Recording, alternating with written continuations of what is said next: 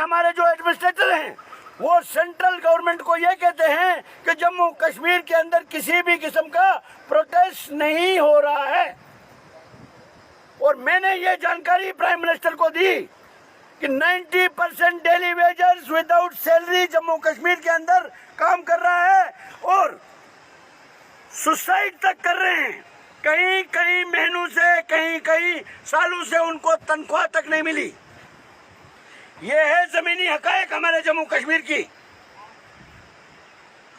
क्या ये चीजें हमारे लीडरों को नहीं दिखती? हमारी आशा वर्कर्स, बहनें हमारी आंगनवाड़ी वर्कर्स सड़कों पर हैं। एक तरफ से हम ये कहते हैं कि हम नारी का सम्मान करते हैं, यानी जो हमारी माएं बहनें उनके लिए हम नारा देते हैं कि हम उनका बहुत सम्मान करते हैं। दूसरी तरफ से एक आशा वर्कर हर एक जगह पर जाती है, कहीं कोरोना का मसला हो, कोविड का कोई टीका जो वैक्सीन वगैरह जहां भी आप देख लीजिए उनको भेजा जाता है। और जब सैलरी की बात आती है उस वक्त सबको भूल जाता है। तो इसलिए मैं कहना चाहूंगा,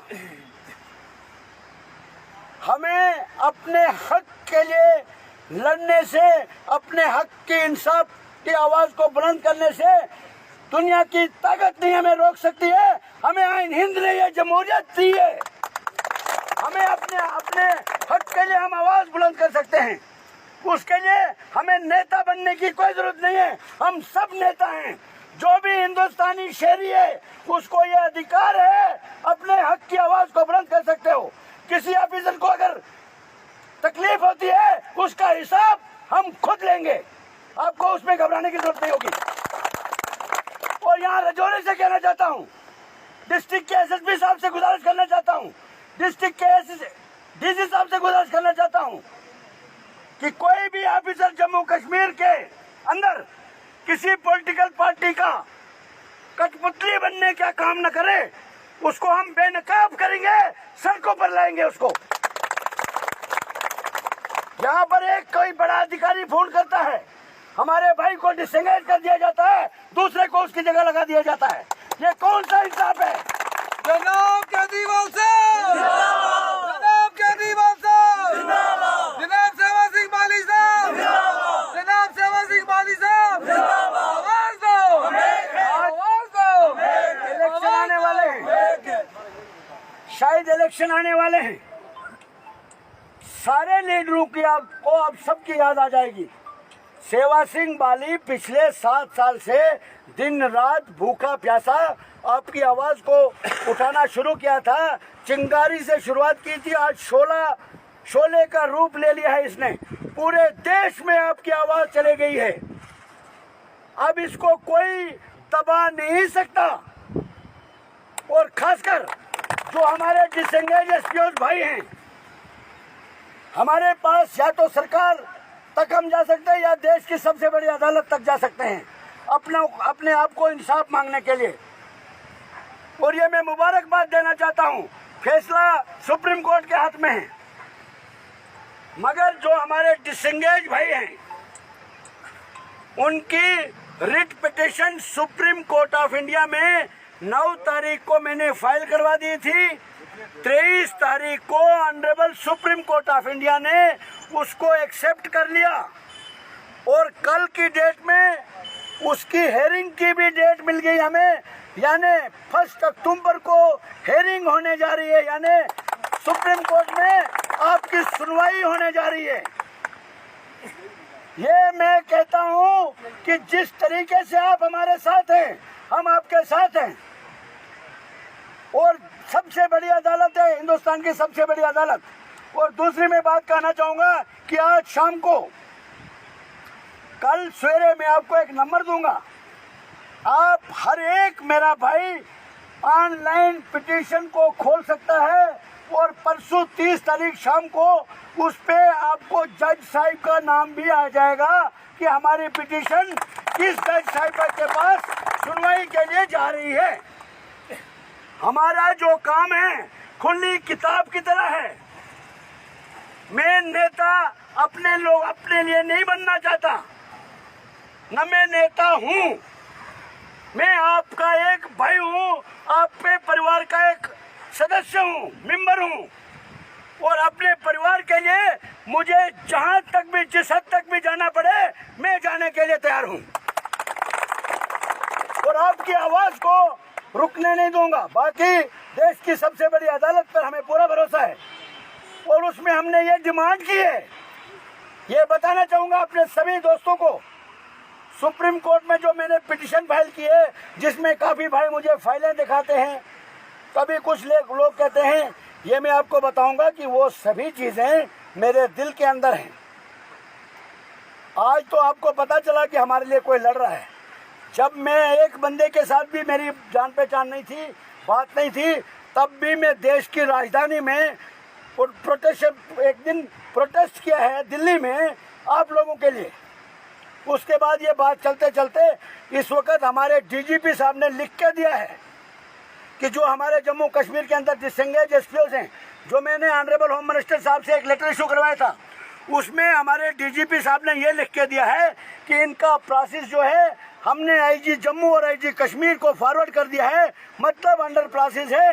अंडर प्रोसेस का मतलब है कि डीजी साहब भी चाहते हैं कि आपका कुछ बन जाए।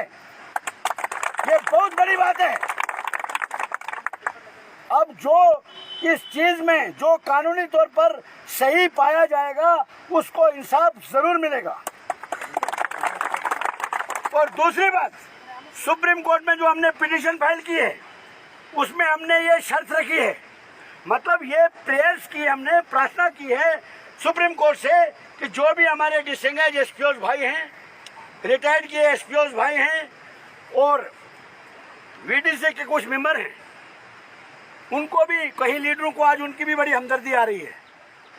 तो मैं ये कहना चाहूँगा, उसमें हमने ये कहा है कि जो भी हमारा डिसएंगेज एसपीओ जो लिस्ट हमारे पास है, जो डिजर्व करते हैं, जो आज भी काम करने के लिए तैयार हैं, हम सब की रक्षा के लिए, जम्मू कश्मीर की रक्षा के लिए, अपने डिस्ट्रिक्ट के लोगों की रक्षा करने के लिए आज भी काम करना चाहते हैं, उनको बिना शर्त बहाल किया जाना चाहिए। और जिसकी जितनी सर्विस है वो ठीक है, जिसकी जो एज है वो भी ठीक है। 60 साल की उम्र तक उनको बहाल करके नौकरी करने दिया जाए, उसके बाद 60 साल के बाद उसको रिटायर कर दिया जाए, जैसे गवर्नमेंट के कानून है, मगर रिटायर किया जाए विद रिटायरमेंट बेनिफिट। ये हमने सुप्रीम कोर्ट में आप सबके लिए गुहार लगाई है, जिसमें कुछ लोग होमगार्ड के भाई भी हमारे साथ मिलते हैं। जैसे कोई भी उम्मीद लेके हमारे पास आता है, मैंने पहले ही बोला कि मैं लीडर नहीं हूं, हम सिर्फ हक और इंसाफ की आवाज के लिए लड़ते हैं। आपके हम ये मांगते हैं कि जो हमारा हक है वो हमें दे दो, बाकी हम खैरात किसी से नहीं मांगते। अगर प्यार से दे दोगे तो सबके लिए ठीक रहेगा, वरना हमें सड़कों पर भी उतरने आता है। वो चीज मैं नहीं चाहता कि हम एक वायलेशन करें, तोड़फोड़ करें, सड़कों पर आएं, वो हम कभी भी नहीं चाहेंगे। हमने एक जो हमें आइन हिंद ने जमहूरियत दी है, उसी कानून को, उसी आदेश को पालन करते हुए हमने सुप्रीम कोर्ट तक पहुंचे। देश के प्रधानमंत्री के 3 लेटर आपके हक में मेरे पास आ गए हैं। दुनिया की कोई ताकत आपको रोक नहीं सकती। अलबत्ता एक सबसे बड़ी बात बताऊंगा कि अब बड़े बड़े लीडर आपके पास आएंगे, आपको बोलेंगे कि हम आपको मूविंग चेयर पे बैठाएंगे, मतलब वो घूमने वाली कुर्सी पर, किसी के पास नहीं जाएंगे, बस बहुत कुछ बोलेंगे। मगर एक चीज आपको मानना होगा, कम से कम उन लोगों को इतना तो मजबूर कर दिया मैंने कि कम से कम लोगों की कदर तो आने लगी, उनको बोलने तो सीख गए ना। आज तक, अस्सलाम वालेकुम, आज तक कोई आओ ना जरा, आज तक बोलता था कोई डिसएंगेज एसपीओ भी कहीं रहते हैं, आज सब क्यों बोलते हैं? वोट के लिए इसलिए वोट हमने दे दिया, आज तक जो देने थे दे दिया। अब हमें अपना वोट जो है अपने पास है, हम अपने हिसाब से उसको इस्तेमाल करेंगे और खैरात हम किसी से नहीं मांगते। हाँ, लेकर हम पूरा परिवार लेके हम लड़े। कोई लड़ने की जरूरत अब हमें नहीं है। सबसे बड़ी अदालत, देश की सबसे बड़ी अदालत, जनाब आप भी कुछ करेंगे तो वो नहीं, मैं आपके करना, मैं क्या जो करना चाहिए वो कर रहा हूँ मैं। और दूसरी सबसे बड़ी बात, मैं एक आपको सभी भाइयों को मैं माफ़ी चाहूँगा, सबसे मैं मुलाकात नहीं कर सकता हूँ और ज़्यादातर लोगों की शिकायत ये भी होगी कि मैं फ़ोन नहीं उठाता हूँ। हाँ, ये सभी की शिकायत है, उसका जवाब मैं आपको दूंगा। ये छोटा सा एक डिस्ट्रिक्ट है पुंछ, तकरीबन इस आपके छोटे से भाई ने पूरे हिंदुस्तान के लोगों के दिलों में जगह बनाई है। मुझे पूरा हिंदुस्तान चाहता है, प्यार करता है, दिल से आशीर्वाद देता है। सभी का फोन अटेंड नहीं कर सकता हूँ, मगर कोशिश मेरी ये रहती है कि जो मैं दिन में काम करूँ, शाम को हर एक के घर में, हर एक के मोबाइल पे वो पूरी जानकारी पहुँच जाए। वो तो बोलती है ना आपको, कोई भी लीडर ऐसा नहीं होगा। वो ज़हीब तू कि तू फारूक कुछ पूछ गया तू। जनाब हम लोग कहाँ से आए? मंजाकोट। सर मेरी बात सुने, मंजाकोट तक आदमी है होमगार्ड के, पूरे डिस्ट्रिक्ट जोरी से आए हुए हैं। अच्छा, होमगार्ड की बात बता रहे हो आप। देखो एक बात मैं बताऊंगा, कुछ लड़के चंडीगढ़ में होमगार्ड के हैं। चंडीगढ़ में होमगार्ड को मिलता है 3500, जम्मू कश्मीर में मिलता है 2700। हाँ मैंने एसपीओ का मुद्दा उठाया, एसपीओ को मैंने 18,000 तक बताया। गवर्नमेंट के पास माँ दूध तो माँ ही देती है ना, मगर रोता है बच्चा बेचारा तो माँ उसको दूध पिलाती है। सेवा सिंह माली ने रोया बहुत ज़्यादा और देश के प्रधानमंत्री ने उसकी आवाज़ सुनी, उस पर अमल हुआ, इनकी तनख्वाह में इजाफा हुआ और हम आप चाहते हैं कि इनकी रेगुलर पॉलिसी फ्रेम हो और इनकी तनख्वाह सिपाही के बराबर हो। सर हमने बहुत अनोखा टीम होमगार्ड के लोगों ने जितना भी आज तक संघर्ष किया है, प्रोटेस्ट किया, मगर हासिल कुछ नहीं हुआ।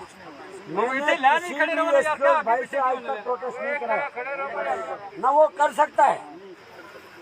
हमने सिर्फ अपना हक मांगा है, इसलिए आपको परेशान होने की जरूरत नहीं है।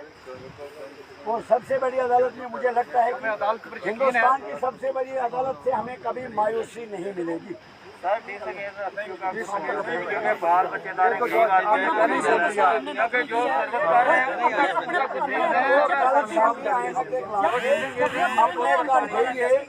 पिटीशन का नंबर दूंगा, उसको गूगल में सर्च करना, वो पूरा आ जाएगा।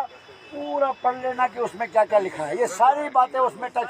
सुप्रीम कोर्ट में कोई एप्लीकेशन, छुट्टी की एप्लीकेशन नहीं देनी होती है कि वो मार्क करेगा जज। वहाँ पर पूरा फैक्ट देखा जाता है कि ये पिटीशन, इसमें जो डॉक्यूमेंट्स लगे हैं क्या वो ऑथेंटिक हैं या नहीं। गवर्नमेंट के खिलाफ पिटीशन फाइल करने के लिए कुछ कागज ऐसे चाहिए होते हैं। सब 15-15 साल नौकरी किया, 16-16 साल वो हमें पूरा पता है। अब उसके लिए भी लड़े हैं, सब कुछ हुआ है, काम भी किया है। सबसे बड़ी अदालत है, वो जो फैसला लेगी वो हम सबके हक में अदालत पर हम सबको मानना होगा। जहाँ हमको आप बनाए तो उनको बात तो कराओ। होमगार्ड वालों का मैंने कहा